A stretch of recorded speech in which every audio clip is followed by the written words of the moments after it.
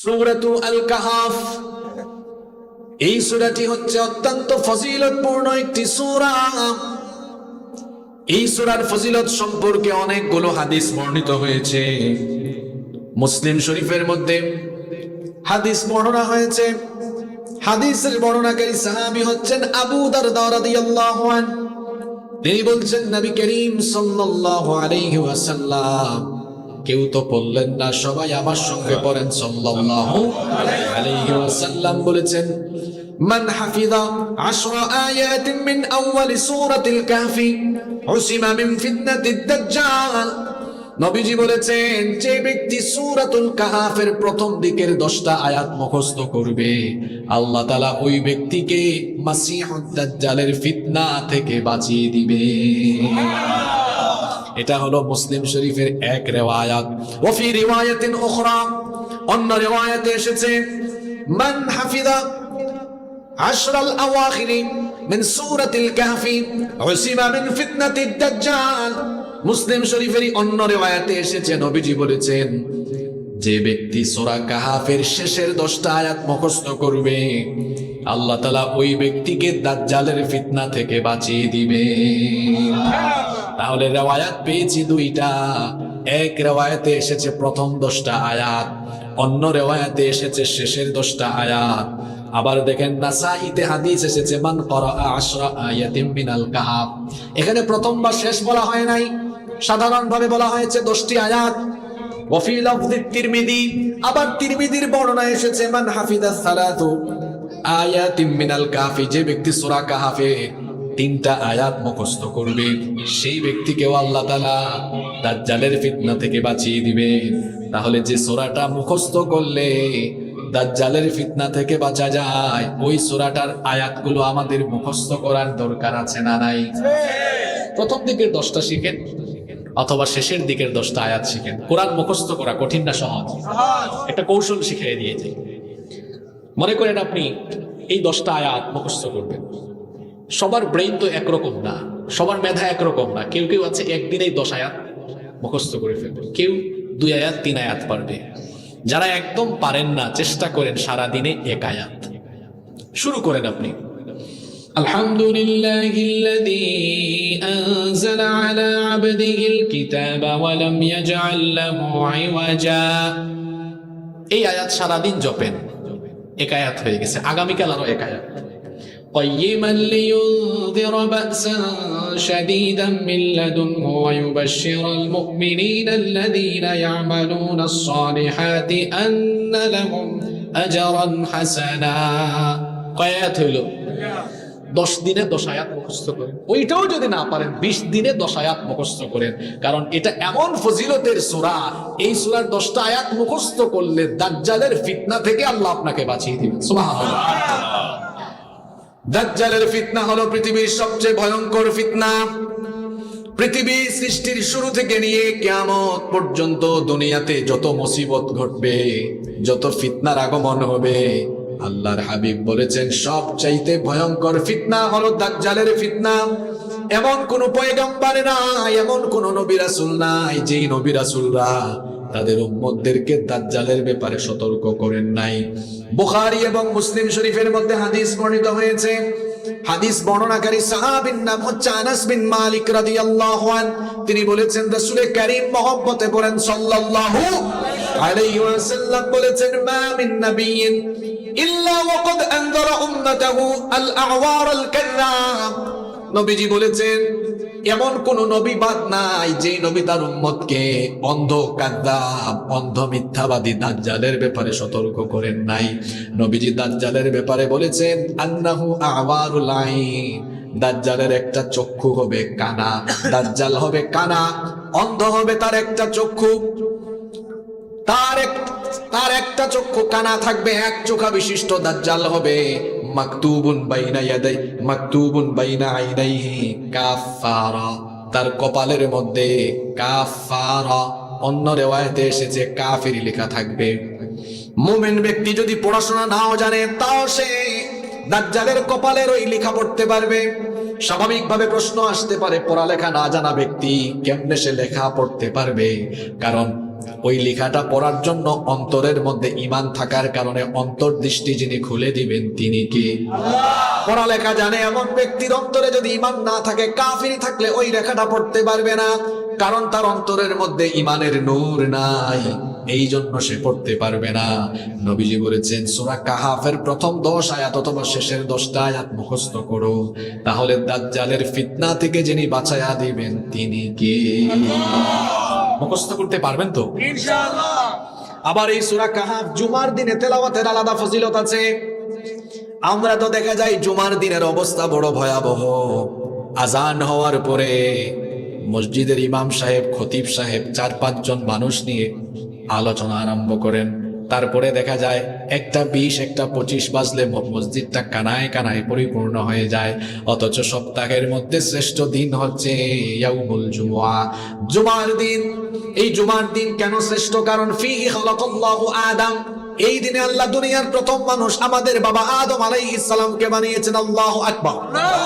শুধু তাই নয়, এই দিনে আদম আলাইহিস সালামকে আল্লাহ তাআলা জান্নাত থেকে বের করে দুনিয়াতে পাঠিয়েছেন।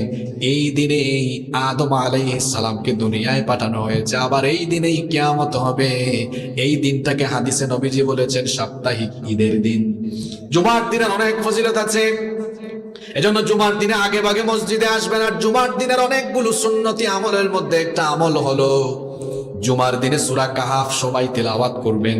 কারণ আল্লাহর হাবিব বলেছেন, এই হাদিসটি বর্ণনা করেছেন আবু সাঈদ আল খুদরি রাদিয়াল্লাহু আনহু।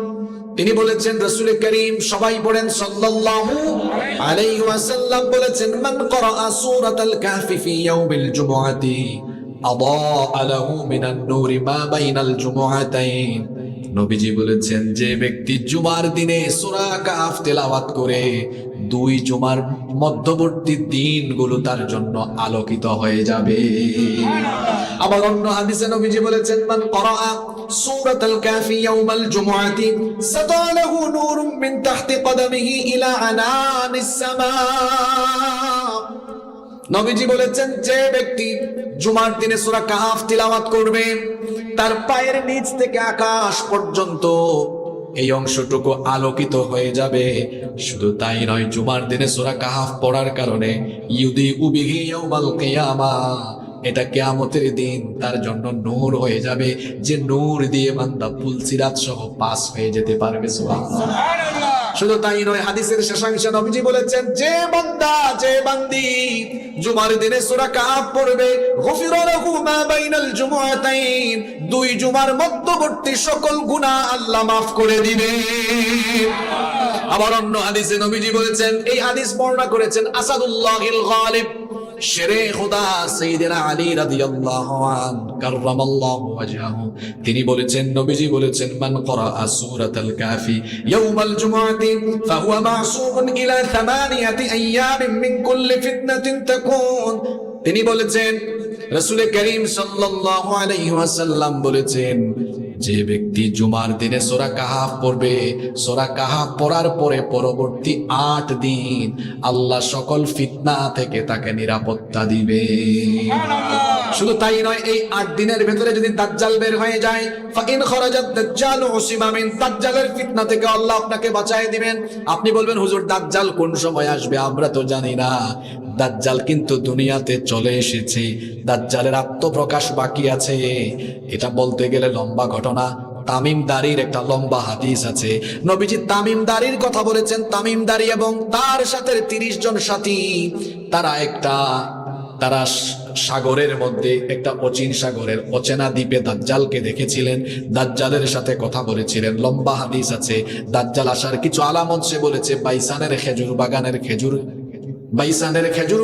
খেজুর গাছে যখন খেজুর আসবে না, সব খেজুর গাছ যখন মরে যাবে, তাবারিয়া উপসাগরের পানি যখন শুকিয়ে যাবে, জুগারের ঝরনায় যখন পানি থাকবে না, তখন দাজ্জালের আত্মপ্রকাশ হবে। দাজ্জাল আছে, জিঞ্জির দিয়ে শিকল দিয়ে অচেনা দ্বীপে আল্লাহ তাকে আটকায় রেখেছেন। দাজ্জাল ইমাম মাহদী আলাইহিস সালাম আগমনের পরে দুনিয়াতে ফিতনার জন্য আগমন করবে। আর দাজ্জালের ফিতনা থেকে বেঁচে যাবেন যে সূরা পড়লে, সূরার নাম হলো সূরাতুল। আপনারা এই সূরাটা জুমার দিনে পড়বেন তো? আল্লাহ সবাইকে তৌফিক দেন। আমিন। কষ্ট হচ্ছে আপনাদের? কোরআনুল কারীমের কোন সূরা বা আয়াতের তাফসীর ভালো করে বুঝতে হলে ওই সূরা বা আয়াত কোন প্রেক্ষাপটে, কোন ব্যাকগ্রাউন্ডে, কোন পরিস্থিতিতে নাজিল হয়েছে সেটা জানতে হয়, যেটাকে আরবিতে বলে সাবাবুন নুজুল, নাজিলের কারণ। কষ্ট হচ্ছে না তো আপনাদের? কোন প্রেক্ষাপটে এই সূরাটা নাজিল হয়েছে শোনেন। কোন পরিস্থিতিতে, কোন সময়ে এই সূরাটা আল্লাহ নাজিল করলেন? নবী করিম সাল্লাল্লাহু আলাইহি ওয়াসাল্লাম মক্কাতুল মুকাররমায় যখন এক মারাত্মক পরিস্থিতির সম্মুখীন, সবাই তার বিরোধী, সবাই তাকে গালিগালাজ করছে, তাকে নিয়ে ঠাট্টা উপহাস করছে, তার উপর জুলুম নির্যাতন আরম্ভ হয়েছে। জন্মের পর থেকে শিশুকাল গেল, কৈশোরকাল গেল, যৌবনকাল গেল, 40 বছর পর্যন্ত হেরা গুহায় এই কোরআন নাজিল হওয়ার আগ পর্যন্ত গোটা মক্কায় নবীজি সকলের কাছে ছিলেন অত্যন্ত প্রশংসিত। সবাই নবীজিকে মহব্বত করত, ভালোবাসতো। নবীজির সত্যবাদিতায় মুগ্ধ হয়ে তারা নবীজিকে আল আমিন বানালো। নিজেদের ধন সম্পদ, টাকা পয়সা, সম্পদ এনে নবীজির কাছে তারা গচ্ছিত রেখে দিত, আমানত রেখে দিত।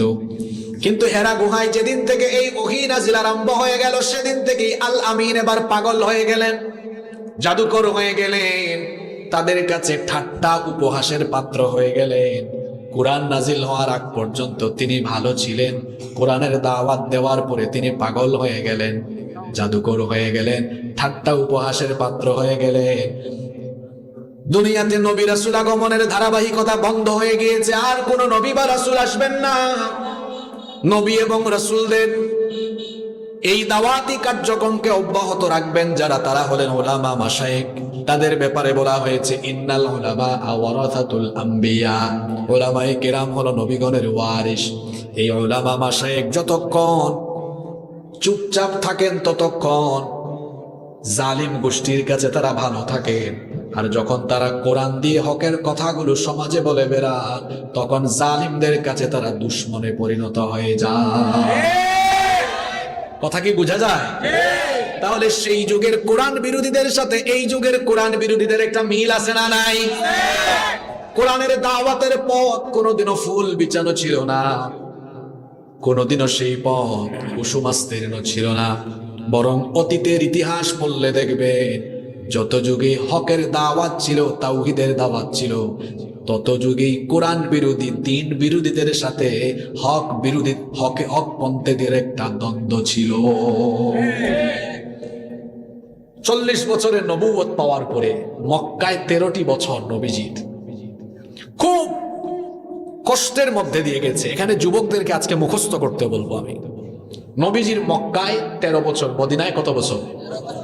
মদিনায় 10 বছর, মদিনায়, মক্কায় 13 বছর। এই 13 বছর সময়কে আবার 4 ভাগে ভাগ করা হয়েছে। কয় ভাগে? 3, 2, 5, 3। হিসাব করে দেখেন তো, 3 আর 2 কত হয়? 5 আর 5 10 আর 3 এই অনুপাত মনে রাখবেন। 3, 2, 5, 3, 3, 2, 5। বলবেন হুজুর এটা কিসের হিসাব? তো শুনেন, নবুয়ত পাওয়ার পরে প্রথম 3 বছর ছিল গোপন দাওয়াত। সমাজের সবার কাছে নবীজি দাওয়াত দেন নাই, আমভাবে দাওয়াত দেন নাই, ব্যক্তি বিশেষে দাওয়াত দিয়েছেন। যেমন প্রথমে দাওয়াত দিয়েছেন নিজের বিবিকে, এরপরে নিজের প্রিয় বন্ধুকে, এরকম বেছে বেছে বেছে বেছে ব্যক্তি বিশেষের কাছে গোপনে গোপনে দাওয়াত দিয়েছেন। এই হলো গোপন দাওয়াতের কয় বছর? 3 বছর গোপন দাওয়াত দেওয়ার পরে আল্লাহর তরফ থেকে অর্ডার আসলো, ওয়া আনজির আশীরাতাকাল আকরাবিন,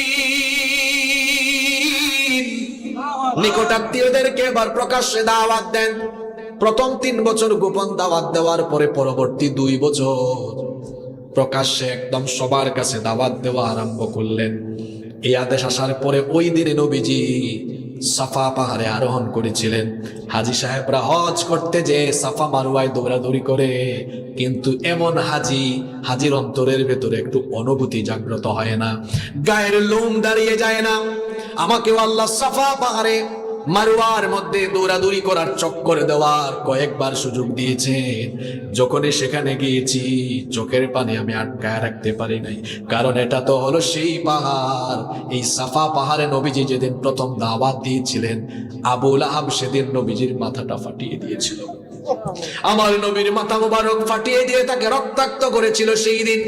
আপনারা হাদিস পড়বেন, হাদিসের মধ্যে এসেছে নবীজি ওই সাফা পাহাড়ে দাঁড়িয়ে বলেছিলেন ইয়া সাবাহা। সেটা ছিল সেই যুগের একটা সতর্ক বার্তা। যেমন আমাদের এলাকায় যদি বলা হয় জরুরি ঘোষণা, মাইকে বললেই কিন্তু মানুষের কান খাড়া হয়ে যায়। সেই যুগে কেউ গুরুত্বপূর্ণ ঘোষণা দিতে গিয়ে বলতো ইয়া সাবাহা, এটা বললেন। আর এরপরে নবীজি এই কথা বলার পরে সকল কাফের মুশরিকরা দলে দলে এসে সাফা পাহাড়ের চতুর্দিকে দাঁড়িয়ে গেল। তারা বলল কেন ডেকেছো? নবীজি বললেন আরাআইতুকুম লাউ আখবারতুকুম আন্না খাইলাম বিসিফিন হাযাল জাবাল তুরিদু আন তুগীরা আলাইকুম আকুনতুম মুসাদ্দিকিয়া। আমি যদি তোমাদেরকে বলি এই পাহাড়ের অপর প্রান্তে শত্রুরা তোমাদেরকে আক্রমণের প্রস্তুতি নিয়েছে, আমার কথা কি তোমরা বিশ্বাস করবে নাকি? সবাই তখন সমস্বরে বলল কেন বিশ্বাস করব না? ছোটবেলা থেকে তোমাকে দেখি, কোনোদিন তুমি মিথ্যা বলো? তুমি বললে আমরা এক বাক্যে মেনে নিব। তখন নবীজি বললেন আমাকে যদি এতটাই তোমরা বিশ্বস্ত মনে করো তো আমি ঘোষণা দিচ্ছি, আমাকে আল্লাহ নবুয়ত দিয়েছেন, আমার উপর ঈমান আনো। ফাইন্নী নাযীরুল লাকুম বাইনা ইয়াদাই আযাবুন শাদীদ, তোমাদেরকে কঠিন আযাবের ব্যাপারে সতর্ক করছি, ঈমান আনো। আইয়ুহান নাস কুলু লা ইলাহা ইল্লাল্লাহ তুফলিহুন, তাওহীদের ঘোষণা দেওয়ার সফল হয়ে যাও। এটা শোনার পরে কাফিররা বলল মা জামাতানা ইল্লা লিহাদা, এগুলো বলার জন্য কি আমাদেরকে এখানে ডেকে নিয়ে এসেছো নাকি? আবু লাহাব তখন রাগান্বিত হয়ে গিয়ে বলল তাব্বাল্লাকা ইয়া মুহাম্মদ, মুহাম্মদ আমরা বলি সাল্লাল্লাহু আলাইহি ওয়াসাল্লাম তুমি ধ্বংস হয়ে যাও। নাউজুবিল্লাহ। আল্লাহর হাবিবকে গালি দেওয়া হলো, বরদাস্ত যিনি করলেন না তিনি কে? আল্লাহ। জবাব হিসাবে আবু লাহাবের নামে কোরআনে সূরা নাজিল হয়ে গেল, সূরা লাহাব। ওয়াফি রিওয়ায়াতিন উখরা, অন্য রিওয়ায়াতে পাওয়া যায় সে তার সামনে বিরাট একটা পাথর ছিল, ওই পাথরটা হাতে নিয়ে নবীজির দিকে ছুঁড়ে যখন মারল, আমার নবীর মাথা মুবারক ফেটে তখন ফিনকে দিয়ে রক্ত বের হওয়া শুরু হলো। নবীজির মাথা ফেটে রক্ত ঝরছে, আমার নবী অজ্ঞান হয়ে সেখানেই পড়ে গেলেন। বলছিলাম হাজী সাহেবরা সাফা আর মারওয়ায় দৌড়াদৌড়ি করে একটু অনুভূতিও জাগ্রত হয় না, গায়ের লোম কি দাঁড়ায় না? এটা তো ওই পাহাড় যে পাহাড়ে দিন কায়েমের জন্য আমার নবী রক্ত ঢেলে দিয়েছেন, ঠিক কিনা? বলছিলাম নবীজির মক্কার জীবনকে 4 ভাগে ভাগ করা হয়েছে। প্রথম 3 বছর হলো গোপন দাওয়াতে, পরবর্তী 2 বছর হলো প্রকাশ্য দাওয়াতে। ওই পরবর্তী 2 বছর যখন প্রকাশ্যে দাওয়াত দিলে, এবার তারা গালিগালাজ আরম্ভ করলো। কোরআনে এই গালির কথা এসেছে, তারা বলেছে সাহির, তারা বলেছে মাজনুন, এইরকম বিভিন্ন ধরনের গালিগালাজ তারা করেছে, ঠাট্টা উপহাস করেছে, রাস্তাঘাটে চলতে ফিরতে কষ্ট দিয়েছে। এর পরবর্তী 5 বছর ছিল সবচাইতে কঠিন সময়। ওই 5 বছরে তারা নবীজির উপর হামলা চালিয়েছে। বুখারীতে হাদিস আছে, নবীজি কাবার চত্বরে নামাজ আদায় করছেন। আরে আমরা নামাজ আদায় করি ফ্যানের নিচে, এসির নিচে, আর আমার নবী নামাজে দাঁড়িয়েছেন। ওই নিকৃষ্ট কাফিরের নাম হলো উকবা বিন আবি মুআইত। সে তার গামছা দিয়ে নবীজিকে পেঁচায়া কাবা শরীফের চতুর্দিকে টানাটানি করেছে। আবু বকর রাদিয়াল্লাহু এই দৃশ্য দেখলেন, দেখে তিনি তাড়াতাড়ি দৌড়ায়া আসলেন, ওই কাফিরি থেকে নবীজিকে প্রটেক্ট করলেন আর ঘোষণা করলেন আতাতুলুনা রাজুলান আইয়াকুলা রাব্বি আল্লাহ, তোমরা কি এই অপরাধে এই লোকটাকে মেরেই ফেলবা নাকি যে ঘোষণা দিয়েছে আল্লাহ আমার রব? এই রকম নির্যাতন শুরু হয়েছে খাব্বাবের উপরে, খুবাইবের উপরে, বিলালের উপরে, আম্মারের উপরে, সুমাইয়ার উপরে, ইয়াসিরের উপরে। গোটা মক্কায় শুধু আর্তনাদ শোনা যায়, হাজারি শোনা যায়। কি নির্মম নির্যাতন, কি নিপীড়ন! আমার ভাইয়েরা, কোরআনের আন্দোলনের সাথে থাকতে গিয়ে, কোরআনের দাওয়াতের সাথে থাকতে গিয়ে বাড়িতে থাকা যায় না, ঘরে থাকা যায় না, এলাকায় থাকা যায় না। হামলা, মামলা, জেল, জুলুম, নির্যাতন, এটা এই যুগের নতুন চিত্র নয়। যেই যুগে কোরআন নাজিল হয়েছে, সাহাবীরা এর চাইতেও বেশি ঈমানের পরীক্ষা দিয়েছে। ইমানের পরীক্ষায় অবতীর্ণ হয়ে সাহাবীরা কেউ কেউ শাহাদাতের ঈদগাহে শামিল হয়েছে, তাও তারা জালিমদের কাছে তাদের ঈমান হারান নাই। জালিমরা বলেছে হয় জীবনের মায়া ছাড়ো নইলে ঈমান ছাড়ো। ইমানদাররা তখন বলেছে জালিমের গোষ্ঠী আমাদেরকে মারো, মারতে মারতে মারতে মারতে আমাদেরকে একেবারে দুনিয়া থেকে বিদায় করে দিতে পারবা, আমাদের থেকে আমাদের সবচেয়ে দামি দৌলত ঈমান তোমরা কেড়ে নিতে পারবা না। কোরআনের দাওয়াতি পথে এইরকম সাহাবীদের মতো উন্মাদ হওয়া লাগবে। কিরকম উন্মাদনা থাকবে? এমন দেওয়ানা থাকবে জালিমদের জুলুমের সম্মুখীন হয়ে প্রয়োজনে রক্ত নয় জীবন দিয়ে শাহাদাতের ঈদগাহে শামিল হবে, তাও জালিমের সামনে মাথা নোয়াবে না।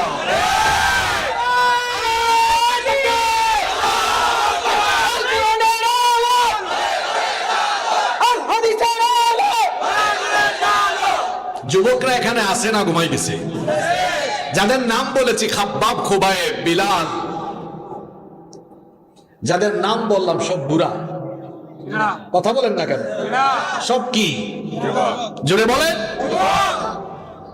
এই সূরা শানা নুজুলে এতগুলো কথা চলে আসছে। ওই 5 বছর নির্যাতন চলছে। আহারে, শুধু নির্যাতন নয়, কাফিররা ইমানদারদেরকে মাইরা এলাকা ছাড়া করেছে। হাবশায় হিজরত করেছেন কিছু মুসলমান।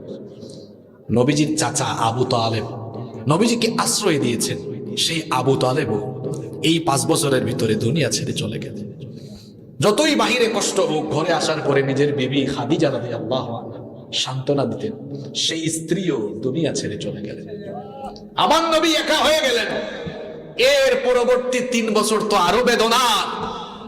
বয়কট করা হলো, সামাজিক বয়কট। শিয়াবে আবু তালিবে বন্দী করার পরে যখন নবীজির সিরাত অনেকে জানে না, আশিকে রসুল দাবি করে। যে ব্যক্তি নবীজির গোটা জীবনই জানে না, সে কি করে আশিকে রসুল হয়? নবীজির সিরাত চোখের সামনে থাকতে হবে। মিনাল মিলাদি ইলাল ওয়াফাত, মিলাদ থেকে ওয়াফাত, জন্ম থেকে ওয়াফাত পর্যন্ত পুরা জীবনই চোখের সামনে থাকতে হবে, ব্রেইনে মুখস্থ টুটস্থ থাকতে হবে, তারপরে আশিকে রসুল হওয়া যাবে। আমার নবী কোথায় কোন পরিস্থিতির শিকার হয়েছেন এটা জানে না, কয় আশিকে রসুল। আমার নবী দুনিয়া থেকে যাওয়ার আগে 15-16 দিন আগের কথা বলতেছে, দাঁড়াইতে পারে না, কারো সাহায্য ছাড়া দাঁড়াতে পারে না, হাঁটতে পারে না, চলতে পারে না। 2 সাহাবীর কাঁধের উপরে ভর করে মসজিদে নববীতে এসে নামাজে ইমামতি করেছেন।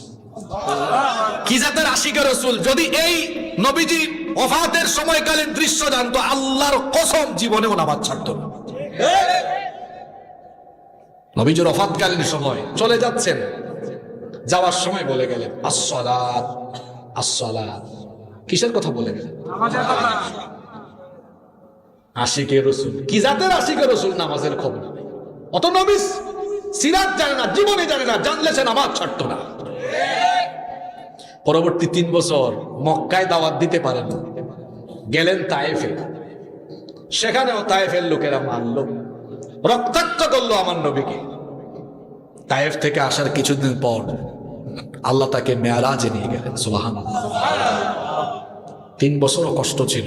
3, 2, 5, 3 মোট কত বছর? 13 বছর। মাঝখানের 5 বছরটা ছিল খুবই কষ্টের। ওই সময়ে এই সূরাটা নাজিল হয়েছে, সূরা কাহফ। কঠিন অবস্থায় না সহজ অবস্থায়? কঠিন অবস্থায়। শুনেন, এই সূরা নাজিলের কারণ বলছি, কেন নাজিল হলো। কাফিরের গোষ্ঠী আল্লাহর হাবিবের উপরে এত জুলুম চালায়, নির্যাতন চালায়, তাও দিন দিন ইমানদারের সংখ্যা বাড়ে না কমে।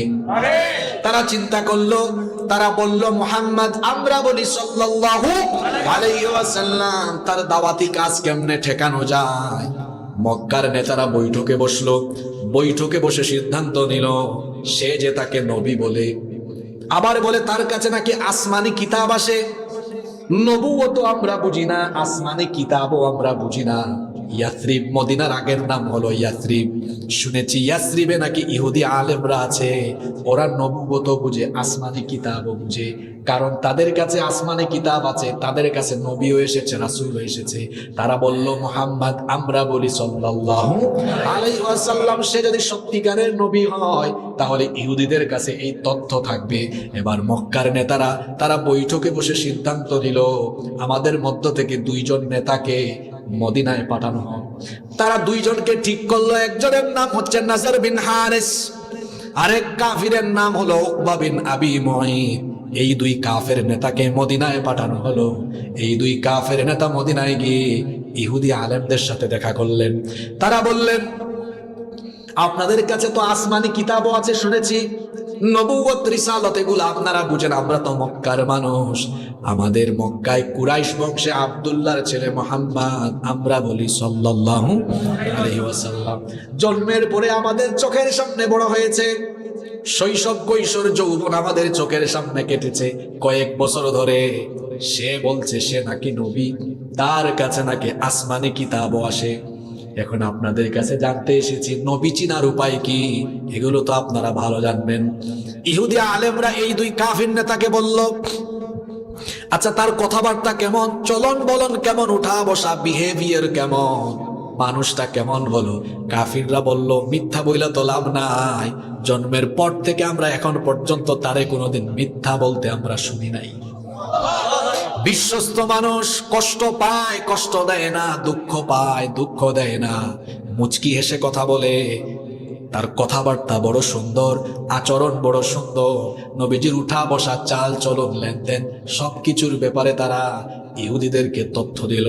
ইহুদিরা এই কথা শুনে বলল, কথাবার্তা, চাল চলন, লেনদেন সবকিছুর কথা শুনে তো মনে হচ্ছে এগুলো সাধারণ মানুষের বৈশিষ্ট্য না। তবে কনফার্ম হওয়ার জন্য আমরা তোমাদেরকে 3টা প্রশ্ন শিখায়া দেই। এই 3টা প্রশ্ন পৃথিবীর নবী ছাড়া আর কেউ উত্তর দিতে পারবে না। তাকে গিয়ে এই 3টা প্রশ্ন করো, যদি সে 3টা প্রশ্নের উত্তর দিতে পারে তাহলে তোমরা তাকে নবী হিসাবে স্বীকৃতি দিতে পারো। কারণ এই 3টা প্রশ্নের উত্তর নবী ছাড়া আর কেউ জানে না। জোরে বলেন কয়টা প্রশ্ন? 3টা। আবার বলেন কয়টা? 3টা। নাম্বার 1, তাকে গিয়ে জিজ্ঞেস করো, কয়েকশো বছর আগে আসহাবে কাহাফ গুহার ভেতরে 7 জন যুবক, তারা কি কারণে সেখানে কয়েকশো বছর ঘুমিয়েছিল, গোটা কাহিনীটা তাকে শোনাতে বলো। বলেন তো কয়েকশো বছর আগের ঘটনা, এটা কি আল্লাহ না জানালে জানানো সম্ভব নাকি? 2 নম্বর বলল, একজন ব্যক্তি পুরা পৃথিবী সফর করেছেন, পৃথিবীর পশ্চিম থেকে পূর্ব গোটা দুনিয়া সফর করার মতো তৌফিক আল্লাহ তাকে দিয়েছিলেন, এবং তিনি ইয়াজুজ মাজুজের জন্য প্রাচীর নির্মাণ করেছিলেন। তার নাম কি এবং তার ব্যাপারে বলো তোমাদেরকে জানাতে। এই হইল কয়টা? আরো জোরে বলেন। আরেকটা হলো, তাকে গিয়ে জিজ্ঞেস করো রূহ কি। যদিও রূহের উত্তর অন্য সূরায়ে বনী ইসরাঈলে এসেছে, কোন মুফাসসির এখানে দ্বিমত করেছেন, দ্বিমত করে বলেছেন যে ইহুদিরা বলেছিল তাকে খিদির আলাইহিস সালাম, আমাদের দেশে অনেকে তার নাম বলে খিজির, কিন্তু হাদিসে নাম হলো খাদির। গিয়ে বলো খাদিরের ঘটনা শোনাতে। এই 3টা প্রশ্ন গিয়ে তাকে করো। এবার ওই 2 কাফির নেতা মক্কা এসে অন্যান্য নেতাদেরকে তারা বলল, ইহুদি নেতারা আমাদেরকে জানিয়েছে এই 3টা প্রশ্নের মাধ্যমে আমরা কনফার্ম হতে পারবো। তারা এবার নবীজির কাছে গেল, তারা গিয়ে বলল মুহাম্মদ, আমরা বলি সাল্লাল্লাহু আলাইহি ওয়াসাল্লাম, তুমি যে নবী নাকি ভণ্ডামি করো, নাউজুবিল্লাহ, এটা আমরা কিন্তু টের পেয়ে যাব। তোমার কাছে 3টা প্রশ্ন করব, 3টা প্রশ্নের উত্তর দিলে আমরা মনে করব তুমি আসলেই নবী। নবীজি বললেন, ঠিক আছে তোমাদের প্রশ্ন বলো। 3টা প্রশ্নই তারা নবীজিকে করলো। নবীজি বললেন, ঠিক আছে আমি তোমাদের প্রশ্নের উত্তর আগামীকাল দিব। কি বললেন? শুনতেছেন তো সবাই? উত্তরে কি বললেন? ইনশাআল্লাহ বললেন না, বললেন আগামীকাল আমি তোমাদের উত্তর দিব। নবীজি মনে মনে ভাবছিলেন, আমার সাথে জিবরিলের দেখা সাক্ষাৎ হয়, তারা এই প্রশ্ন করেছে, হয়তো তারা যাওয়ার পরে অথবা রাতের বেলা জিবরিল এসে আমাকে জানায়া দিবে, আর আমি আগামীকাল তাদেরকেও জানায়া দিব। কিন্তু আশ্চর্যের ব্যাপারে হলো, জিবরিল নবীজির কাছে আসলেন না, জিব্রিল যদি এসে না জানান, আল্লাহ যদি জিব্রিলকে না পাঠান, তাহলে নবীজি জানার কি কোনো উপায় আছে নাকি? আরো জোরে বলে। পরের দিন কাফিররা আসলো, তারা এসে বলল, মুহাম্মদ, আমরা বলি সাল্লাল্লাহু আলাইহি ওয়াসাল্লাম, তুমি তো বলেছিলে আগামীকাল বলবে, তো আমরা তো আগামীকাল মানে আজকে এসেছি, বলো। নবীজি বললেন, দুঃখিত, আমি আজকে বলবো না, তোমরা আগামীকাল মানে পরের দিন আসো। সেদিনও ইনশাআল্লাহ বললেন। ওই দিনও জিব্রিল আসলেন না, পরের দিন কাফিররা আসলো, নবীজি বললেন আজকেও বলবো না, পরের দিন আসো। এইরকম একদিন, 2 দিন, 3 দিন, 4 দিন, 5 দিন, 6 দিন, 7 দিন নয়, একটানা 15 দিন পর্যন্ত নবীজি উত্তর দিতে পারলেন না। কয়দিন? আরো জোরে বলেন। কাফিরদের সন্দেহ এখন বাড়ছে না কমছে? জোরে বলেন। কাফিরদের সন্দেহ বেড়ে গেল। কাফিররা ভাবলো, বুঝছি এতদিনে মুহাম্মদ, আমরা বলি সাল্লাল্লাহু আলাইহি ওয়াসাল্লাম, ধরা খেয়েছে, আসলেই সে নবী না, এতদিন পরে আমাদের কাছে ধরা খেয়েছে। কাফির মুশরিকদের এই বিরোধিতার কারণে নবীজির পেরেশানি যখন বেড়ে গেল, আল্লাহ তাআলা 15 দিন পরে এবার জিব্রিল পাঠালেন। জিব্রিল আমিনকে পাঠিয়ে দিয়ে 3টা প্রশ্নের উত্তর দিয়ে আল্লাহ তাআলা পুরা সূরাটা একসাথে নাজিল করলেন। আবার 15 দিন কেন দেরি করলেন সেটাও আল্লাহ জানায় দিলেন। কেন 15 দিন দেরি করলেন আল্লাহ তাআলা সেই কথাটাও তার হাবিবকে জানায় দিলেন। আল্লাহ তাআলা জানায় দিলেন কেন 15 দিন দেরি করলাম, শোনো।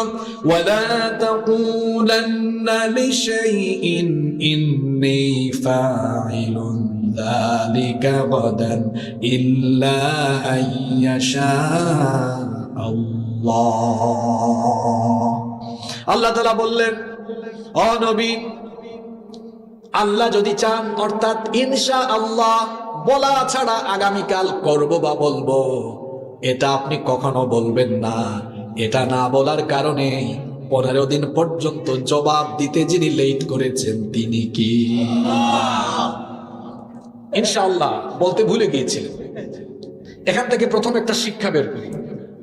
আগামীকাল করব বলবো বা ভবিষ্যতে কোনো কিছু করব বলবো, খাবো, যেটাই করব, ভবিষ্যতের কিছু হলে আমরাও বলবো কি ইনশাআল্লাহ। অনেকে আছে উল্টা পাল্টা করে ফেলে, ভালো আছেন বা ইনশাআল্লাহ ভালো আছি। এখানে ইনশাআল্লাহ হবে না আলহামদুলিল্লাহ। ভালো আছি এজন্য আমরা আগে বলি আলহামদুলিল্লাহ। কেন? আল্লাহর শুকরিয়া করি এই কারণে, আমাকে ভালো রেখেছেন কি আল্লাহ, এজন্য প্রশংসা কার? আল্লাহ। প্রশংসা সবই কেবল তোমারই রব্বুল আলামিন, দয়ালু মেহেরবান করুণা ও ফুরান, আর কেহ নয় তুমি মালিক, শেষ বিচারের দিন, শেষ বিচারের দিন। আলহামদুলিল্লাহ পড়ে। কেমন আছি উত্তর কি হবে? আলহামদুলিল্লাহ। নাকি বলে ফেলেন অনেকে তো আছে কেমন আছেন, এরকম করা যাবে না, বলতে হবে আলহামদুলিল্লাহ। আগামীকাল স্কুলে যাব, আগামীকাল ওখানে যাব, আগামীকাল এটা করব ইনশাআল্লাহ। কেন? আমি তো করতে পারবো না, বলতে পারবো না, যদি আল্লাহ না করান, যদি আল্লাহ না বলান, এই জন্য আমরা বলি ইনশাআল্লাহ। কাউকে বিদায় দেওয়ার সময় আমরা বলি বাই। অনেকে বাচ্চাদেরকেও বলে, বাড়ি থেকে আব্বু বাই, টাটা। এখানে বাই টাটা হবে? বলবেন আল্লাহ হাফেজ, অথবা ফি আমানিল্লাহ, বলবেন মা আসসালামা। পারবেন না? কক্সবাজারে গিয়ে ছবি তুলেছে, ফেসবুক লাইভ করছে, বলতেছে wow wow, fantastic, amazing place. সুন্দর কিছু দেখেছেন, সুন্দরের প্রশংসা হবে না সুন্দরের কারিগরের হবে?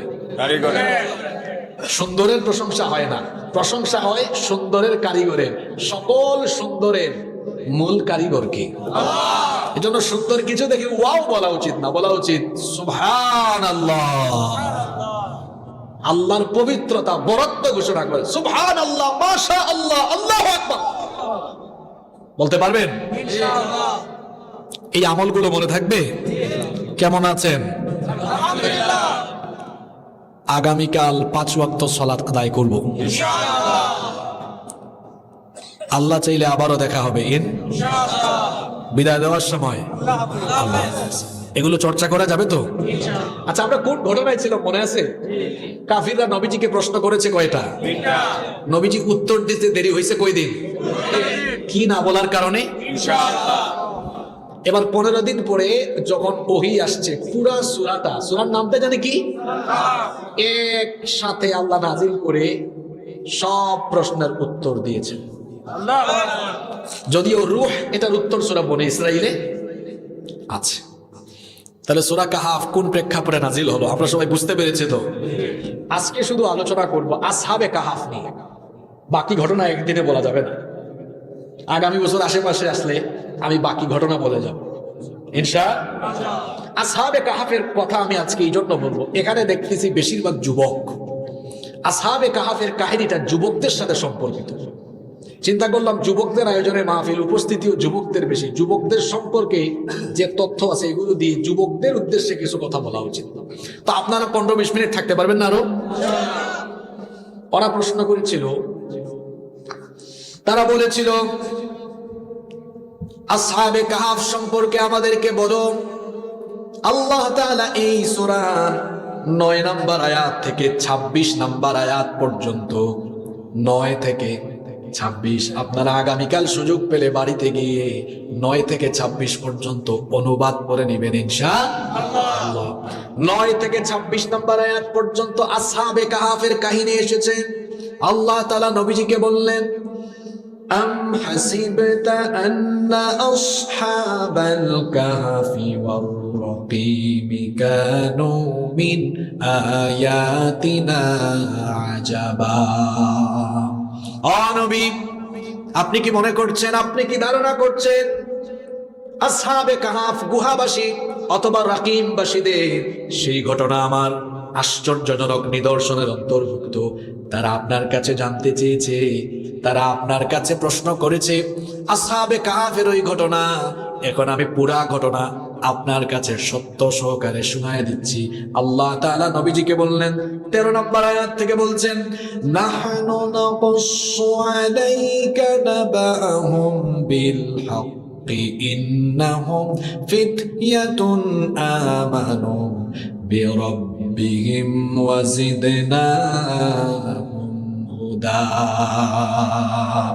আল্লাহ তাআলা বলছেন, নাহনু নাকুসু আলাইকা নাবাহুম বিল হক, ও নবী তাদের সেই ঘটনা পূর্ণাঙ্গ সত্য সহকারে আমি আপনার কাছে বয়ান করছি, আমি আপনাকে শোনায় দিচ্ছি।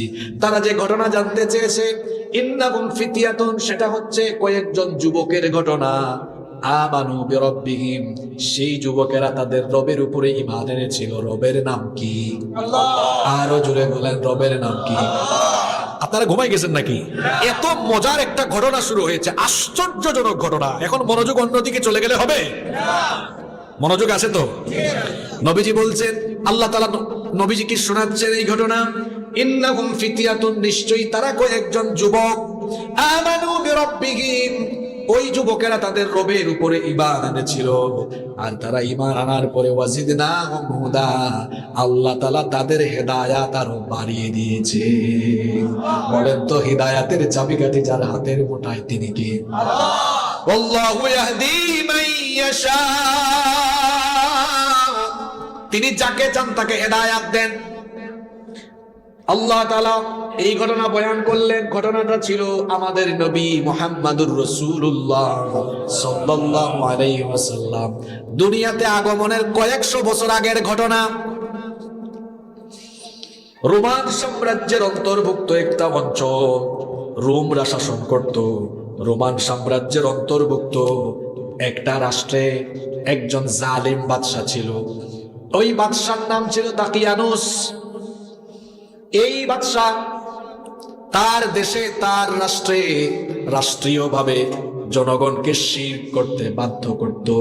আজকের দুনিয়াতেও বহু শাসক আছে যারা তার জনগণকে রাষ্ট্রীয়ভাবে শিরক করতে বাধ্য করে, আসে না নাই?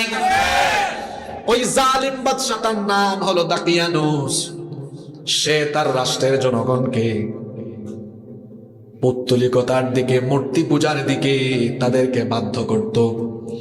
সেই সময়ে বছরে একদিন রাষ্ট্রীয় উৎসব হতো, রাষ্ট্রীয় মেলা হতো। সেই মেলায় সেই দেশের শিশু থেকে নিয়ে শুরু করে তরুণ যুবক নারী শিশু আবাল বৃদ্ধ বনিতা সবাই এই মেলার মধ্যে হাজির হতো। সারা দেশের মানুষ সেই মেলায় হাজির। কিছু সংখ্যক যুবক ওই মেলায় মূর্তি পূজা করতে তাদের বিবেক তাদেরকে বাধা দেয়। শুনতেছেন আপনারা? একজন যুবক, তাফসীর ইবনে কাসিরের মধ্যে আপনারা ঘটনাটা পাবেন। একজন যুবক সর্বপ্রথম ওই উৎসব স্থল থেকে হঠাৎ করে সে উঠে গেল। উঠে গিয়ে কাছে একটা গাছ ছিল, গাছের ছায়ার নিচে সে বসে থাকলো। কয়জন? একজন। আরো জোরে বলেন। একজন। সে ওই গাছের ছায়ার নিচে বসে বসে দেখছে, আরে আমার গোটা দেশের মানুষ আল্লাহর সাথে শিরক করে। তার মন মানে না, তার বিবেক বাধা দিয়েছে বলে মূর্তির পূজা না করে ওখান থেকে উঠে এসে গাছের ছায়ার নিচে বসে আছে চুপচাপ, কোনো কথা বলতেছে না, কারণ রাষ্ট্রীয় গোয়েন্দা আছে না নাই, এজন্য চুপচাপ কোনো কথা বলে না। কিছুক্ষণ পরে দেখা গেল আরেকজন যুবক ওখান থেকে উঠে এসেছে। উঠে দেখলো গাছের নিচে একজন আছে, সে ভাবলো আমিও ওখানে যাই, সেও গেল। আরো কিছুক্ষণ পর আরেকজন উঠলো, হইল কয়জন? তিনজন। এইরকম সময়ের ব্যবধানে দেখা গেল মোট 7 জন যুবক ওই মেলাস্থল উৎসব স্থল থেকে উঠে গাছের ছায়ার নিচে তারা বসলো। 7 জন বসে আছে, একটু একটু গ্যাপ, কেউ কারো সাথে কথা বলে না, কেউ কাউকে চিনে না, কেউ কাউকে জানে না। 7 জন মানুষ, 7 জন যুবক বসে আছে, কথা না বলে কি বেশিক্ষণ থাকা যায় নাকি? এই 7 জনের মধ্য থেকে একজন হঠাৎ করে বলে উঠল, আচ্ছা ভাইরা, এখানে মেলা চলে, উৎসব চলে, মেলা আর উৎসব রেখে দিই, আপনারা এখানে আসলেন কেন? এখন প্রশ্নকর্তাকে আবার সবাই পাল্টা প্রশ্ন করে, আপনি প্রশ্ন করতেছেন, আপনি বলেন আপনি আসছেন কেন? যে প্রশ্ন করেছে সে চিন্তা করলো আমি উত্তর না দিলে এরা উত্তর দিবে না, সাহস করে তখন বলে ফেললেন, আমি আসলে এই জন্য এসেছি, এদের কয়েকজনের কথা কোরআনুল কারিমে আল্লাহ উঠাইয়া দিয়েছেন। বলল যে আমার গোটা কম জেহালতের মধ্যে আছে, অজ্ঞতার মধ্যে আছে, এরা না জানে আল্লাহর সাথে শিরক করে, আল্লাহকে বাদ দিয়ে মূর্তির সামনে মাথা নত করে। এটা আমার বিবেক আমাকে বাধা দিয়েছে, আমি আমার আল্লাহর সাথে শিরক করতে পারবো না বলে উঠে এসেছি। এই কথা বলার পরে বাকি 6 জন একজন একজন করে সবাই বলল, আমরাও তো এই একই কারণে উঠে এসেছি। এবার সকলের সাথে মিল আছে না নাই? ওই জায়গায় তাদের মধ্যে একটা ভ্রাতৃত্ব আরম্ভ হয়ে গেল। গোটা দেশের মানুষ মেলায় আছে, মূর্তির পূজা করে, 7 জন এখানে কি করে? এগুলো দেখার জন্য কি রাষ্ট্রের গোয়েন্দা বাহিনী নাই? আর জোরে বলেন। এই 7 জন কি কথাবার্তা বলছিল শোনেন। এই 7 জন ওখানেই বলছিল, আল্লাহ তাদের কথা কোরআনে উঠিয়ে দিয়েছেন, ওয়ারাবাতনা আলা কুলুবিহিম ইয ক্বামু ফাকালু রাব্বুনা রাব্বুস সামাওয়াতি ওয়াল আরদি লান নাদউয়া মিন দুনিহি ইলাহা লাকাদ কুলনা ইযান শাতাতা। তারা বলেছিল, আল্লাহ বলছেন আমি তাদের অন্তরের মধ্যে ঈমানকে বদ্ধমূল করে দিয়েছিলাম, এই জন্য ওই মেলা থেকে তারা উঠে দাঁড়িয়েছিল। আর তারা বলেছিল রব্বুনা রব্বুস সামাওয়াতি ওয়াল আরদ, মাটি দিয়ে বানানো মূর্তিগুলো আমাদের খোদা নয়, বরং আসমান জমিনের রব যিনি, আমাদের রব হলেন তিনি। আল্লাহু আকবার। তারা আরো বলেছিল ইলাহা, ওই একমাত্র ইলাহ ছাড়া অন্য কাউকে আমরা ইলাহ বানাতে পারবো না। তারা আরো বলেছিল লাকাদ কুলনা ইযান শাতাতা, আমরা আল্লাহকে বাদ দিয়ে যদি অন্য কাউকে ইলাহ বানাই এটা হবে গর্হিত কাজ, গর্হিত কথা। তারা আরো বলেছিল হাউলাই কওমুন ইত্তাখাযু মিন দুনিহি আলিহা, তারা বলেছিল আমাদের এই মূর্খ সম্প্রদায় আল্লাহকে বাদ দিয়ে মূর্তিগুলোকে তাদের উপাস্য বানিয়ে ফেলেছে। লাউলা ইয়াতুনা আলাইহিম বিসুলতানিম বাইয়িন, এই যে তাদের খোদা, এর ব্যাপারে তারা কেন সুস্পষ্ট দলিল প্রমাণ আনে না? মূর্তি পূজারী আর মুশরিক লোকেরা, এদের কাছে কখনো কোনো দলিল থাকে না, দলিল থাকে মাত্র একটা। মুশরিকদের দলিল হলো কয়টা? একটা। সেটা কি বলবো? সেটা হলো এটা আমাদের বাপ করেছে, দাদা করেছে, এই জন্য আমরাও করি। এটাই তাদের দলিল। মুশরিকদের সাথে বেদাতীদেরও মিল আছে। বেদাতীদেরকেও যদি বলেন এটা করো কেন, বেদাত হলো এমন কাজ। আপনাদেরকে উল্টা পাল্টা অনেকে বুঝাইতে পারে, অনেকে আছে উল্টা বুঝায় যে নতুন কিছু আবিষ্কারের নাম বেদাত। না, নতুন কিছু আবিষ্কারের নাম বেদাত। মাঝে মাঝে আপনাদেরকে উল্টা পাল্টা বুঝাবে, মাইক নবীজির যুগে ছিল না, মাইক বেদাত। ক্যামেরা নবীজির যুগে ছিল না, ক্যামেরা বেদাত। পাগলের পড়াশোনা করা দরকার, এই কারণে নতুন কিছু আবিষ্কারের নাম বেদাত নয়, বরং দ্বীনের ভেতরে নতুন কিছু আবিষ্কার করার নাম বেদাত। কথাটা কি বলেছি? কিসের ভিতরে? কিসের ভিতরে? দ্বীনের ভেতরে। দ্বীন হলো কমপ্লিটেড, পরিপূর্ণ, মুকাম্মাল, পরিপূর্ণ। যা দরকার সব আল্লাহ নবীজিকে দিয়েছেন, নাকি দেন নাই? তো নবীজিকে দিয়ে দেওয়া হয়েছে। আল-ইয়াউমা আকমালতু লাকুম দীনাকুম ওয়া আতমামতু আলাইকুম নি'মাতি ওয়া রাদিতু লাকুমুল ইসলাম। ইসলাম ফিল আপ হয়ে গেছে। নতুন নতুন ইবাদত কোত্থেকে পাইছেন? আমার অমুক পিসা, আমার বাবা দাদা এটা করেছে, আমি করি। ওই জন্যই বলেছি মুশরিক আর বেদাতীদের দলিল নাই, দলিল একটাই, আমার বিশ্বাস করেছে, বাপ করেছে, দাদা করেছে, আমিও করি। এই আসহাবে কাহফের 60 জন যুবক গাছের ছায়ার নিচে বসে তারা বলতেছে, এই যে এরা মূর্তির পূজা করে, পারলে দলিল আনুক। দলিল তো নাই। দলিল হলো তারা বলবে আমাদের পূর্বপুরুষরা এগুলো করেছে, এই জন্য আমরা এগুলো করি। এই 60 জন যুবক বলেছিল, ফামান আযলামু মিম্মান ইফতারা আলাল্লাহি কাযিবা। তার চেয়ে বড় জালিম আর কে হতে পারে যে আল্লাহর ব্যাপারে মিথ্যারোপ করে, অর্থাৎ আল্লাহর সাথে শিরক করে। যে ব্যক্তি আল্লাহর সাথে শিরক করে সে হলো সবচেয়ে বড় জালিম, কারণ শিরক হচ্ছে সবচেয়ে বড় জুলুম। এজন্য লুকমান হাকিম তার ছেলেকে বলেছিলেন, ইন্নাশ শিরকা লাযুলমুন আযীম। বাবারে, আল্লাহর সাথে শিরক করো না আমার ছেলে, কারণ শিরক হলো সবচেয়ে বড় জুলুম। কার উপরে জুলুম? এই 60 জন যুবক এই গাছের ছায়ায় কথা বলতেছে, গোয়েন্দা বাহিনীর নজরে রাখতে পারে নাই। শুনতেছেন আপনারা? গোয়েন্দা বাহিনীর কাছে ধরা খেয়ে গেল। গোয়েন্দা বাহিনী 7 জনকে গ্রেফতার করে বাদশার কাছে নিয়ে গেল। বাদশা যখন জানলো, কয় তোমাদের কত বড় সাহস, আমার এলাকায় আমার দেশে মূর্তির পূজা বাদ দিয়ে ঈসাই দ্বীন গ্রহণ করেছো, ঈসা নবীর অনুসারী হয়ে গিয়েছো, তাওহীদ গ্রহণ করে নিয়েছো, কত বড় সাহস।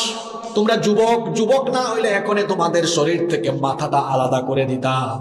তোমরা যুবক মানুষ, হয়তো আবেগের কারণে ভুল সিদ্ধান্ত নিয়েছো।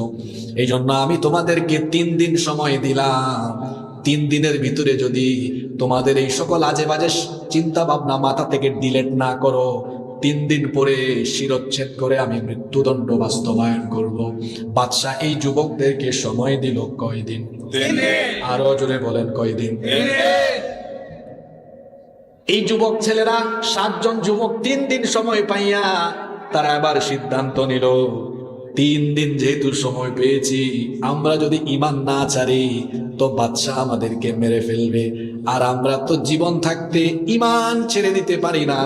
তারা সিদ্ধান্ত নিল, আমরা মাত্র 7 জন, আর গোটা দেশ হলো একদিকে, আমরা 7 জন হলাম একদিকে। কি করবে তারা? এমন সময় আল্লাহ তাআলা তাদের অন্তরের ভেতরে ঢুকাইয়া দিলেন যে তোমরা হিজরত করো।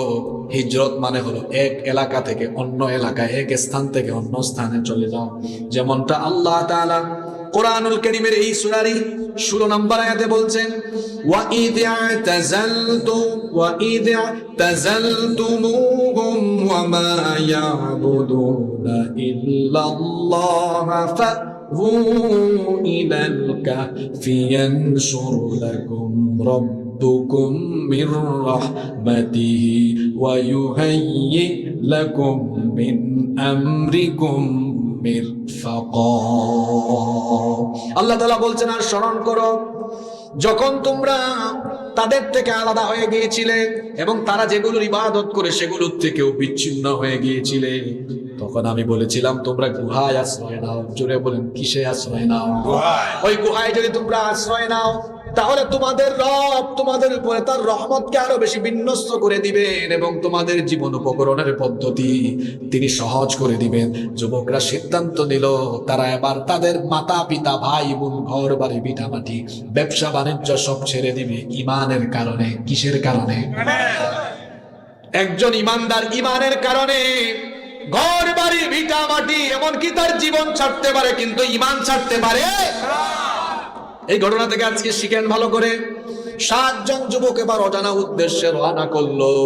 একটা কুকুর তাদের পিছু নিল। জুড়ে বলেন কি? একটা কুকুর তাদের পিছু নিল। যুবকরা ওই কুকুরকে তাড়ায়, কিন্তু কুকুর তাদেরকে ছাড়ে না। অবশেষে কুকুরকে সাথে নিয়ে তারা রওনা করলো। যেতে যেতে যেতে যেতে তারা একটা পাহাড়ের গুহার ভিতরে ঢুকলো। ওই গুহার ভিতরে তারা যখন গেল, তখন কি হলো শুনে আল্লাহ তাআলা এই সূরার 11 নম্বর আয়াতে বলছেন, ইয আওয়াল ফিতয়াতু ইলাল কাহফি ফাকালু রাব্বানা আতিনা মিন লাদুনকা রাহমাতাও ওয়া হায়্যি লানা মিন আমরিনা রাশাদা। আল্লাহ বলছেন, যখন এই যুবকরা গুহার ভেতরে ঢুকলো, গুহায় যাওয়ার পরে তারা দোয়া করলো। তারা বলল, রব্বানা আতিনা মিন লাদুনকা রাহমা, হে আমাদের রব, আপনার তরফ থেকে আমাদের উপর রহমত নাজিল করেন, রহমত দেন। ওয়া হায়্যি লানা মিন আমরিনা রাশাদা, আর আমাদের জন্য আমাদের কাজগুলো সহজ করে দেন।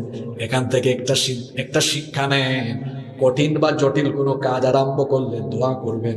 এই দোয়াটা মুখস্থ করবেন, বলবেন রব্বানা আতিনা মিন লাদুনকা রাহমা ওয়া হায়্যি লানা মিন আমরিনা রাশাদা। দেখবেন কাজ আপনার জন্য সহজ করে দিবেন কে? আল্লাহ। যুবকরা যখন আল্লাহর কাছে এই দোয়া করলো, এই দোয়াটা করার পরে তাদের দোয়া আল্লাহ সাথে সাথে কবুল করলেন। কবুল করে আল্লাহ কি করলেন শুনেন। আল্লাহ বললেন, ও যুবকেরা, 7 জন যুবক, এই যুবকদেরকে আল্লাহ বললেন, যুবকেরা, তোমাদের ঈমান আমার এত পছন্দ হয়েছে, তোমরা ঈমানের কারণে নিজেদের ঘর বাড়ি ঘর ব্যবসা বাণিজ্য এলাকা ছেড়ে চলে আসলে। যে রাষ্ট্রের রাষ্ট্রপ্রধান জালিম হওয়ার কারণে ওই জালিমদের জুলুমের সম্মুখীন হয়ে এলাকা ছাড়লা, তোমাদের এই ঈমান আমার পছন্দ হয়েছে, এখন আমি তোমাদেরকে সম্মানজনক অবস্থানে রাখবো, আর জালিমগুলাকে আমি আল্লাহ নিজেই সাইজ করবো। সুবহানাল্লাহ। আল্লাহ কি করলেন আসেন পরের আয়াতে আল্লাহ বলছেন, ফাদরাবনা আলা আযানিহিম ফিল কাহফি সিনিনা আদাদা। আল্লাহ বললেন, ওই যুবকদের কান আমি বন্ধ করে দিলাম। যুবকদের কান বন্ধ করে দিয়ে গুহায় আমি কয়েক বছরের জন্য, বহু বছরের জন্য আমি তাদেরকে ঘুম পাড়ায় দিলাম। এই আয়াত থেকে একটা বিজ্ঞান শিখে, একটা সায়েন্সের থিওরি নেন।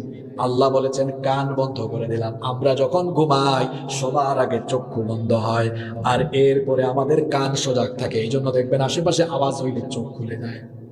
ঠিক আছে কথা? চোখ বন্ধ হয় কিন্তু কান জেগে থাকে। এই জন্য দেখা যায় ফজরের আগে যখন মোবাইলে অ্যালার্ম বাজে, কান শুনে তারপরে চক্ষু খুলে। আল্লাহ বলছেন এদের ঘুম যেন আর না ভাঙে, এই জন্য আমি কান বন্ধ করে দিলাম, কোনো আওয়াজ যেন না ঢুকে, তাদেরকে আমি আরামের ঘুম পাড়ায় দিলাম। এই ঘুমন্ত অবস্থাকালীন সময়টা কেমন ছিল আল্লাহ তাআলা তার হাবিবকে এই কথাগুলো শোনাচ্ছেন। আল্লাহ তাআলা বলছেন, ওয়া তারাশ শামসা ইযা তালাআত تزاوروا عن كهفهم ذات اليمين وإذا غربت تقرضهم ذات الشمال وهم في فجوة من। আল্লাহ বলছেন, ও আমার হাবিব, আপনি যদি দেখতেন, তাদেরকে যদি দেখতেন কেমনে ঘুম পাড়ায় রেখেছিলাম। গুহার মুখটা ছিল উত্তর দিকে, সূর্য যখন পূর্ব দিকে উঠত, সূর্য উঠলে সূর্যের আলো তাদের গায়ে লেগে যাওয়ার কথা। সূর্যের আলো যদি গায়ে লাগে তো ঘুম ভেঙে যাবে, আরাম পাবে না।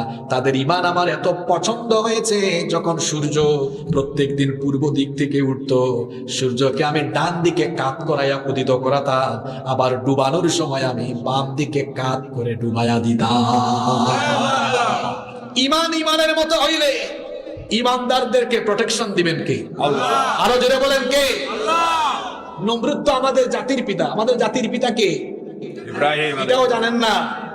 ইব্রাহিম আলাইহিস সালাম জোর করে হয়ে গেছে তো, হ্যাঁ, জোর করে হয়ে গেছে।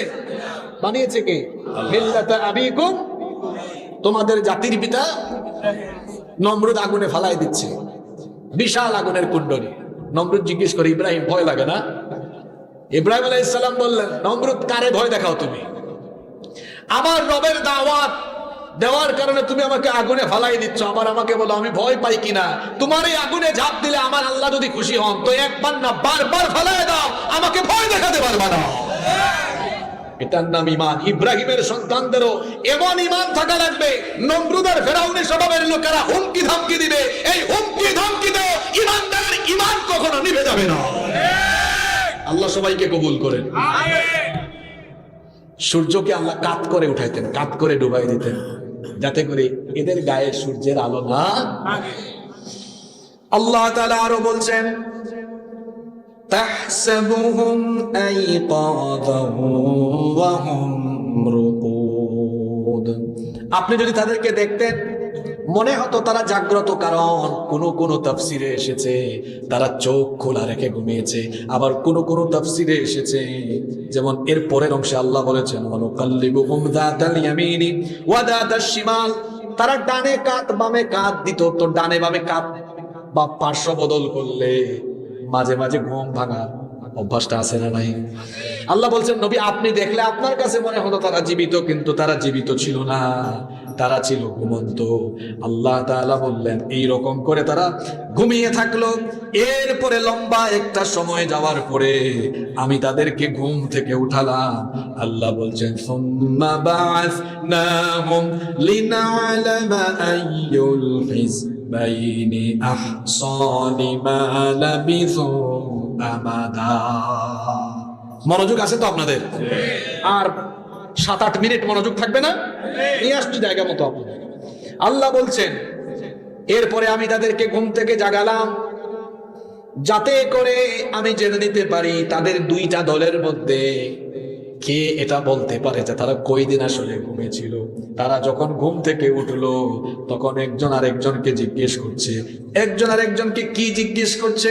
আল্লাহ বলছেন ওয়াকাযালিকা বা'আসনাহুম লিয়াতাসাআলু বাইনাহুম ক্বালা কাইলুম মিনহুম কাম লাবিসতুম ক্বালু লাবিসনা ইয়াওমান আও বা'দা ইয়াওম। একজন আরেকজনকে জিজ্ঞেস করে আচ্ছা আমরা কতদিন ঘুমেছিলাম, কতক্ষণ ঘুমেছিলাম। তারা গুহায় ঢুকেছিল সকালবেলা, ঘুম থেকে যখন উঠছিল সেই সময়টা ছিল বিকেল বেলা, সন্ধ্যার একটু।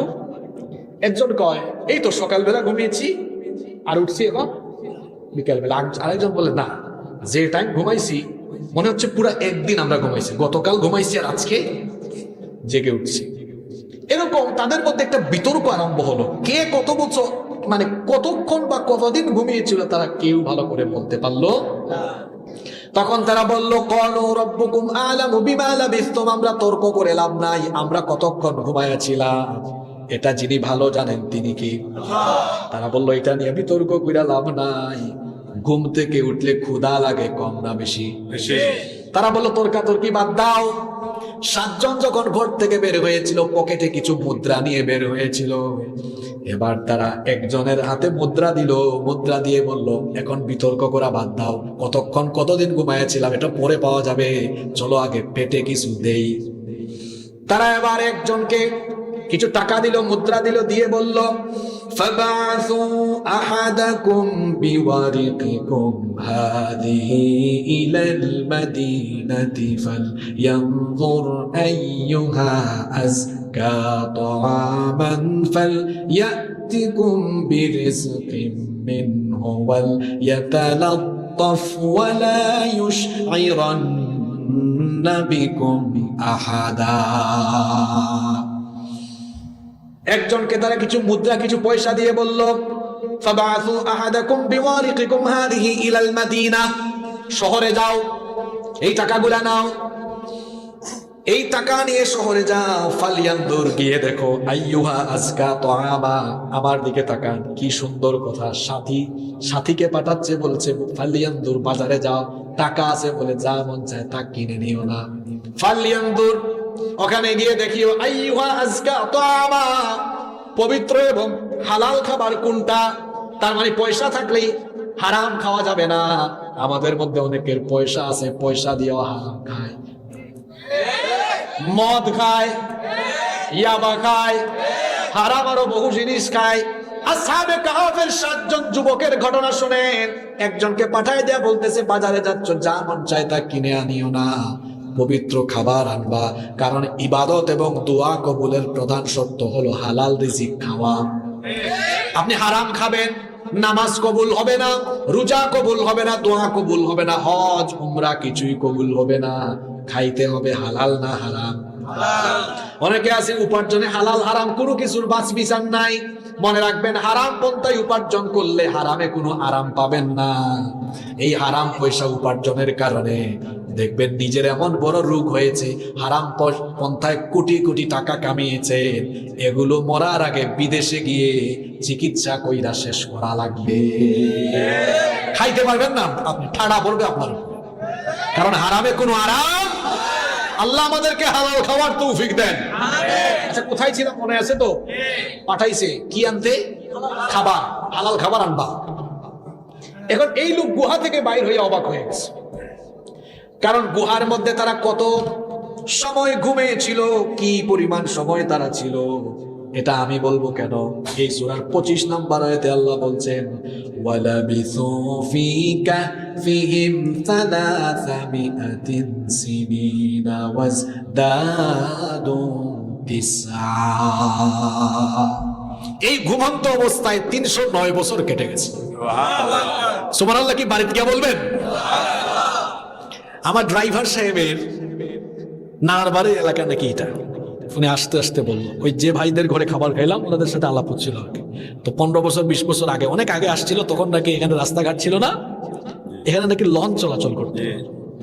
তো একটা লোক 309 বছর ঘুমাইয়া গুহা থেকে বাইর হয়েছে, এখন কি এলাকা আগের মতো আছে? কথা বলেন। আচ্ছা, এই তিতাস আশেপাশে চান্দিনা, ইলিয়টগঞ্জ, গৌরীপুর 300 বছর আগে এগুলা কেমন ছিল? এরকম ঢাকা চিটাঙ্গা হাইওয়ে ছিল? আমার তো মনে হয় রাস্তাও ছিল, কিচ্ছু ছিল না। এই যুবককে পাঠাইছে তারা, যাও তুমি কিছু কিনে আনো, গুহা থেকে বাইর হয়ে আসে, কিচ্ছু ছিল না রাস্তাঘাট। কি ব্যাপার? ঘুম থেকে ওঠার পর সব এমন লাগে কেন? গুহায় ঢুকার সময় দেখলাম এলাকায় একরকম, এখন দেখি আপনি ঘুমায় না, এখন শুনেন, ওনারা ঘুম চলে আসছে। ঢুকার আগে একরকম, এখন দেখি কিচ্ছু ছিল না। যাই হোক, ভাবতেছে হয়তো ঘুমায়া ছিলাম, ঘুম থেকে উঠতে দেখে এমন এমন লাগে। দোকানে গেছে, গিয়ে কিছু খাবার কিনছে। খাবার কিনে মানুষ কি দেয়? জোরে বলেন, কি দেয়? টাকা দেয়। আমার বয়স বেশি না, 30ও হয় না এখনো, 28 বছর। আমিও ছোটবেলায় 25 পয়সা 50 পয়সা 5-10 পয়সা দেখছি। এখনকার ছেলেরা এগুলো দেখাও নাই। কি ঠিক বলছি না?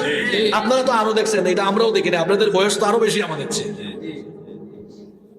আগে টাকার মধ্যে, এখন তো আমাদের টাকার মধ্যে বঙ্গবন্ধু শেখ মুজিবুর রহমান সাহেবের ছবি আছে, আগে বিভিন্ন পয়সায় আপনার স্মৃতিসৌধের ছবি, তারপর কোন একটা নোটের মধ্যে দুইয়াল পাখির ছবি, বিভিন্ন ছবি ছিল না? তো 100 বছর আগে মুদ্রা একরকম ছিল, 200 বছর আগে মুদ্রা আরেক রকম। এই যুবক ঘুম থেকে উঠে গেছে কত বছর পরে? 309 বছর। তার কাছে পয়সা আছে, মুদ্রা আছে কত বছর আগে? 300 বছর।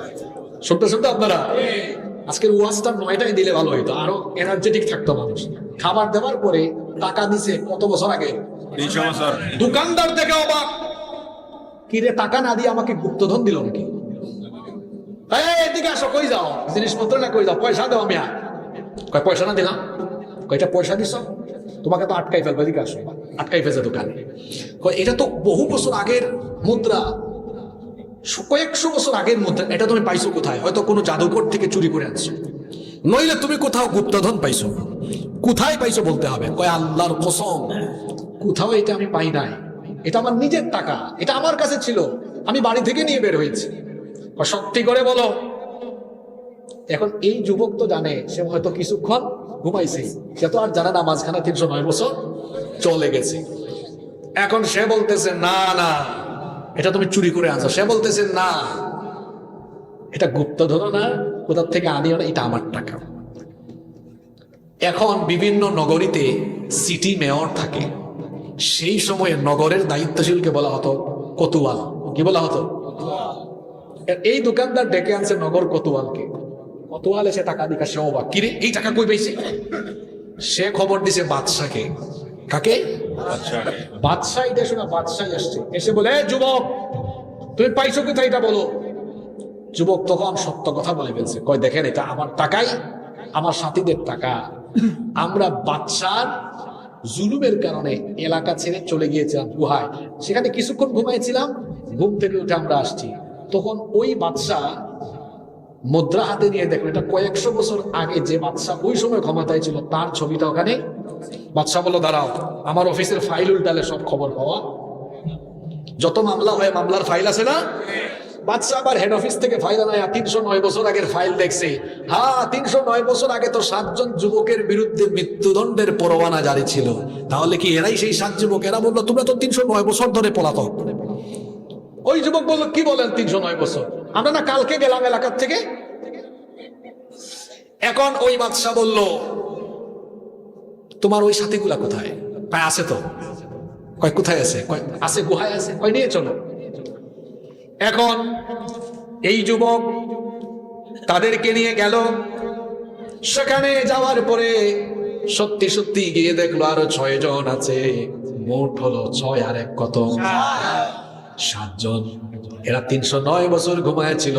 লোকদের কাছ থেকে এটা জানার পরে তারাও নিশ্চিত হলো যে তারা 309 বছর ঘুমিয়েছিল।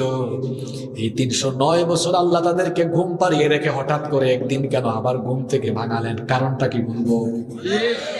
এই 309 বছরে ওই এলাকা, ওই রাষ্ট্রের অবস্থা বদলে গিয়েছিল। 309 বছরে কমপক্ষে 7-8টা জেনারেশন শেষ হয়েছে। আল্লাহ তাআলার অসীম কুদরতে, আল্লাহর নিখুঁত পরিকল্পনায় ওই রাষ্ট্রের সকল পৌত্তলিক মানুষগুলো ধাপে ধাপে ধাপে ধাপে ইমানদার হয়ে গিয়েছিল। সুবহানাল্লাহ। যেই সময় এদেরকে ঘুম ভাঙানো হয়েছিল, ওই সময়ে এই এলাকার যে বাদশাহ ছিল, ওই বাদশাহ ছিলেন ইমানদার। ওই ইমানদার বাদশাহ তিনি বড় আল্লাহওয়ালা ছিলেন। তার দেশের সব মানুষ একত্ববাদী রবে, ইবাদত করলেও আখিরাত নিয়ে তাদের মধ্যে একটা সংশয় ছিল। মানুষ মরে যাওয়ার পরে মানুষকে আবার জীবিত করা হবে কেমনে, এই বিষয়টার ব্যাপারে তাদের সন্দেহ ছিল। তখন বাদশাহ একদিন, রানিং বাদশাহ দোয়া করেছিলেন, আল্লাহ আমার জনগণের অন্তর থেকে এই সন্দেহ সংশয়টা তুমি দূর করে দাও। এই বাদশার দোয়া কবুল করেছিলেন কে? দোয়া কবুল করে ওই 309 বছর গুহায় ঘুমিয়ে থাকা 7 যুবককে আল্লাহ উঠায়া, এদের মধ্যে একজনকে বাজারে পাঠাইয়া, ঘটনা ঘটাইয়া, এদের সাথে ওদের পরিচয় করাইয়া আল্লাহ এই জন্য দিলেন, আল্লাহ তাআলা তাদের চোখের সামনে দেখাতে চাইলেন, তোমাদের চোখের সামনে 309 বছর একটানা ঘুম পাড়ায়া আবার যিনি ঘুম ভাঙাতে পারে, তোমার মতো মানুষ মরে গেলেছে, আল্লাহ তোমাকে আবার জীবিত করতে পারবে। পারবেন কিনা? কথা বলেন, পারবেন কিনা? এই হলো পুরা আসহাবে কাহাফের ঘটনা। পুরা ঘটনাটা বয়ান করে এবার আল্লাহ তাআলা বলছেন, আল্লাহ তাআলা বড় সুন্দর করে এই ঘটনার ব্যাপারে বললেন। রব্বুল আলামিন বললেন, وَكَذَلِكَ أَعْثَرْنَا عَلَيْهِمْ لِيَعْلَمُوا أَنَّ وَعْدَ اللَّهِ حَقٌّ وَأَنَّ السَّاعَةَ لَا رَيْبَ فِيهَا। আগেই পড়েন সুবহানাল্লাহ।